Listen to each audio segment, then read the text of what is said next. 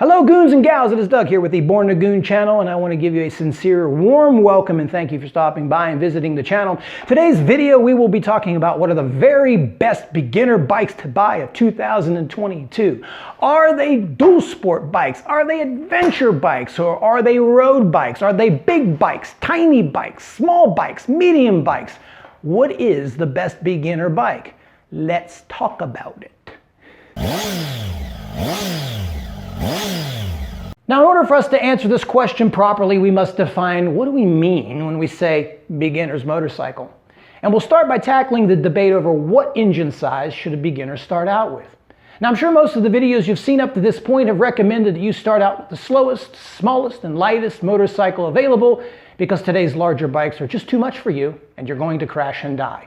Well, I will give you a piece of advice. I was once told that anything is dangerous in the hands of a fool.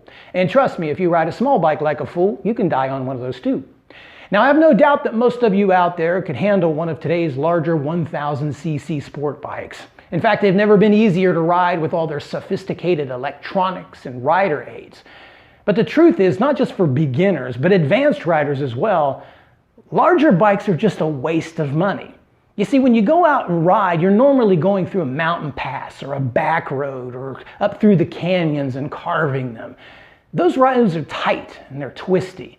And a bike like this, which is the 1050cc, you'll probably be lucky if you ever got it out of third gear.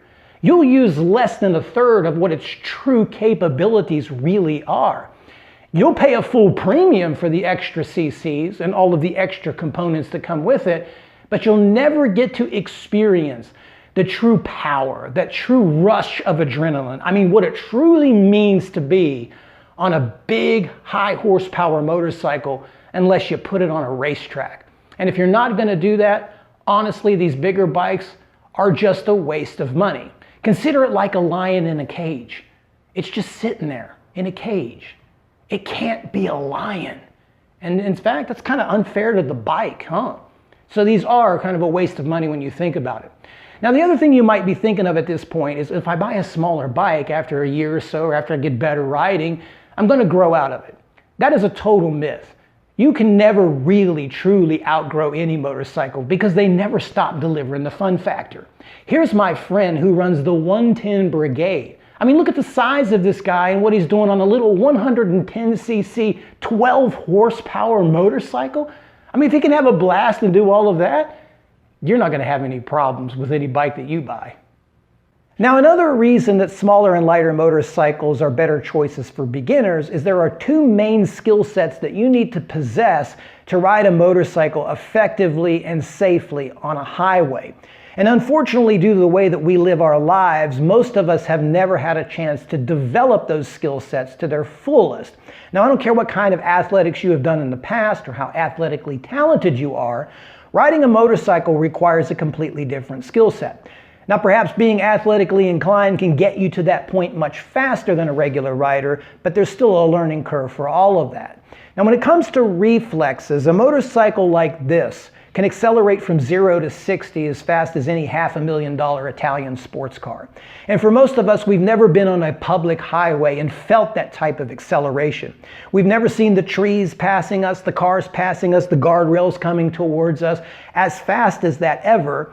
And we're not used to processing that information under that type of duress. In fact, that's the number one reason why people wreck. If you look at all crash videos, or most of them, on the Mulholland Highway and the Tail of the Dragon, these are people that have overshot the corner. Were they going too fast, or did they panic because their skill sets weren't developed? And that's usually what happens. It comes at you too fast, you panic, you target fixate, you look off the road, and down you go. So developing your reflexes to handle the speed and the quickness and responsiveness of a motorcycle is what's needed. Now, speaking of responsiveness, if you're in a vehicle and you're just sitting there jamming out to the drums on some Megadeth or something like that, it doesn't affect the way the car moves. The car is so big and heavy, it doesn't affect its chassis. But not so on a bike like this. Bikes are so light that they're responsive to every input that you give it. So the way that you grab the handlebars, grab the controls, stick out your head, stick out your shoulder, point out your knee, stick out your toe, wiggle out your butt. Every little movement that you make on a bike affects the way that it handles. So there's going to be a learning curve when you start out on a bike on how your body works in conjunction with the motorcycle. And of course, the smaller it is, the easier it is for you to experiment with that. Now, the last skill set is balance. And when I say balance, I'm not talking about, oh, look, I can stand on one foot for like 4 hours. For every bike, they have a balance point, and every bike carries its weight differently. So a motorcycle like this is carrying the majority of its weight up front. Some bikes carry it in the back, some carry it dead center. But there's always a balance point, and a motorcycle like this fully fueled weighs about 450 pounds. So if I'm going through a parking lot, or I'm doing some slow speed riding, or making a U-turn, if this bike breaks its balance point, I'm not strong enough to pick this thing up. Now, if you have a smaller, lighter bike that maybe weighs half of this, perhaps in a tricky situation, you could put out a foot and dab it and save the bike. If it gets over too far, your sheer strength could probably pick it back up. Nonetheless, having a smaller displacement, slower bike allows your skill set as far as reflex and response to develop faster and better, ultimately making you a better rider. Plus, being able to get yourself out of potential tricky or sticky situations may save you a trip to the hospital and ultimately make your motorcycling experience a lot better. So today we're going to look at 3 different types of motorcycles. We'll take a look at the street or aggressive naked bikes for those riders that are looking for something mean and cutting edge and very sporty and attractive. We'll take a look at the ADV and the dual sport segment for those riders out there that are interested in doing something like moto camping or some minimal off-road and mixing that with street riding as well. Also, we'll take a look at some of these scramblers and hybrids that are available out there.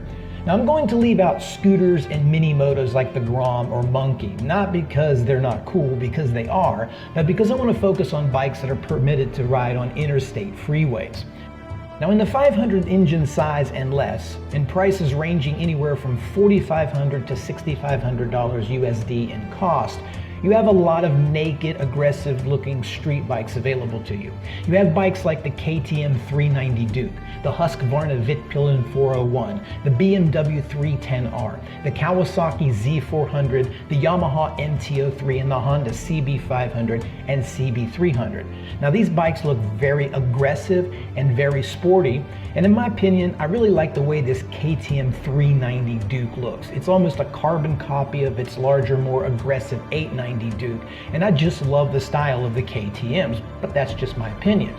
Now, when you move to 500 or 700 cc's, you have things like the Yamaha MT-07, the Suzuki SV650, the Yamaha XSR 700, which could be considered a scrambler, the Honda CB650, the Triumph Trident 660, and the Tuono 660 Aprilia. Now, the biggest drawback here of the larger bikes will be the price, as they range from the high 7,000 United States dollars to 11,000. I personally think you should spend about $8,000 or less on your first bike, but inflation right now is hitting us all. Now, a better way to go about this is to look for some used bikes. You may be able to find things like the MT-07 or the CB650 at a lower cost than retail. In fact, I've recently seen the Suzuki SV650s dipping below the 6,000 mark. So if you're looking for a larger bike and they're a tip outside of your price range, try to see if you can find a deal on the used market.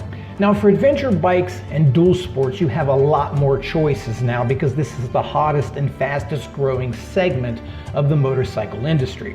You have things like the KTM 390 Adventure, BMW 310 GS, the Kawasaki Versys 300 and 650, the Suzuki DRZ 400 and DRZ 650, the Kawasaki KLR 650 and KLR 300, the Honda CB 500, the Honda 300L and 300L Rally, the Suzuki V-Strom 650, and the Royal Enfield Himalayan. Now, there are some premium dual sports in this category like the CRF 450RL, which I own, the Husqvarna 501 and 701, the KTM 500 and 690, but these are really not beginner motorcycles. Now, the choice would come down to the type of riding that you're doing. If you're just looking for a bike to get you from the house to the nearest trail and you want to do things like single track or really technical riding, I would go with the Honda 300L or 300 Rally. These motorcycles are built off of a dirt bike origin and they're going to suit that purpose better. and they're going to be much lighter. Now, if you're looking for a great 50/50 bike, again, it's going to come down to preference and looks, and I'm going to go with the KTM 390 Adventure here. I just like the way those KTMs look, and I've already said that before. Now, for you riders looking for the cruisers, you have choices too, but they mostly lie with Honda in the Rebel 300 and Rebel 500. Now, when it comes to hybrid scramblers, there's a lot of these out here. You have things like the Husqvarna Sparkbill 401. I mean, look how cool that bike is. You have the Caballero 500. I mean, look how cool that bike is. You have the Royal Enfield Classic 300. I mean, look how cool that bike is. And then you have the Suzuki DRZ 400 Supermoto. Look how cool that is. And the KLR 300 Supermoto. I mean, look how cool those bikes are. Now, these bikes are going to cater more to the rider who is looking to stand out in the crowd or go hooligan and full goon with their riding. Nonetheless, these are some pretty sharp looking motorcycles. You see, the best beginner bike of 2022 is the one that suits your needs and feelings the most. I urge you not to get caught up in shootouts and personal opinions of others. Motorcycles are built so well these days that all of the bikes that I mentioned here are fun, fast, and durable. It all comes down to you picking the right bike for your needs, convincing your significant other that it's a good idea to spend the money on it, then going out and having some fun riding it. So goons and gals, thanks for watching today's video. Just remember, riding a motorcycle is supposed to be fun. And whatever your riding level is, that's your riding level. It doesn't really matter at the end of the day. The most important thing is that you have yourself a motorcycle and you enjoy the true power and pleasure and freedom of being a motorcyclist. Thanks for watching the video today, guys. I do so much appreciate your support. I hope to see you in the future. And remember, everything that I said today is just my opinion.